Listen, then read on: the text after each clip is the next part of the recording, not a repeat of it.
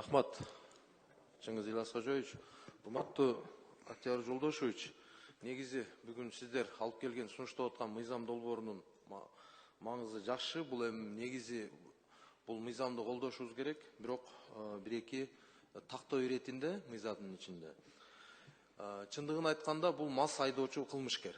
Кандай болбосун, мындай кеңири талкуулап туруп, негизги жазасын алып, же болбосо кандайдыр бир алдын алуу жолдорунун максатында бул жердеги административдик бул штрафтарды дагы ошон керектүү нормаларды коюшубуз керек. Бул жерде тактап кетүүчү нерсе. Сиздер сунуштап аткан мыйзам долбоорунда бул мопеддерди милдеттүү түрдө мамлекеттик каттоодон өткөрүү жана аларды башкаруудагы А1 подкатегориясындагы айдоочулук күбөлүктү талап кылуу сунушталып атат. Ошол сунушталганда бүгүнкү күндө эми эртең буйруса бул мыйзам кабыл алынып, массовый түрдө башталганда бул нормаларды ишке ашырууда айрыкча аймактарда, региондордо ушул биздин жөнөкөй жарандарга бир аз катаал болуп калбайбы?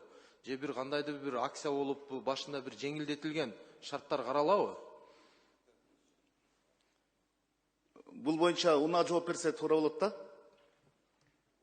Тырышбек Мадеминович.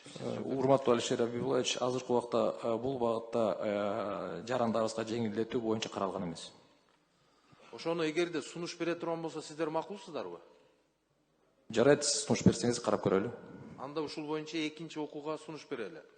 Рахмат, ошого утурлайла. Мен экинчи тактап кетүүчү суроо бул жол кыймылы коопсуздугу камсыздоо кызматынын орун басарысыз, сиз?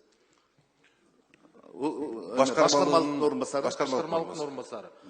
Сиз айтсаңыз, азыр биздин коллегалар дагы айтылып кетти, мына ушул кымыз маселеси боюнча айтып атышат, бул эми анализден чыкпайт экен деп. Бүгүнкү күнгө чейинки практикада кандай болуп атат ошол сиздерде?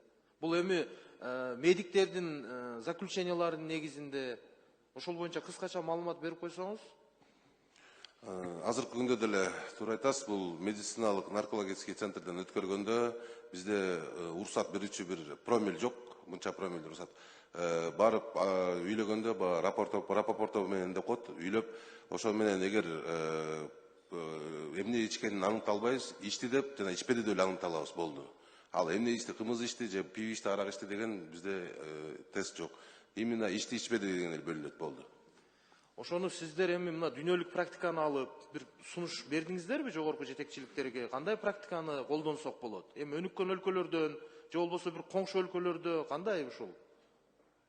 Азыр бул көйгөй болуп атат. Азыр Ички иштер министрлигинин жетекчилиги тарабынан дагы бул медициналык тармактардагы кемчиликтер болуп атат. Азыр ошону карап сүйлөшүүлөр жүрүп атат. Жерде даже наркологический центрлер жок болуп атат, врачтар, специалисттер жок болуп атат. Ошого байланыштуу бул көйгөй жаралып атат аныктаганга.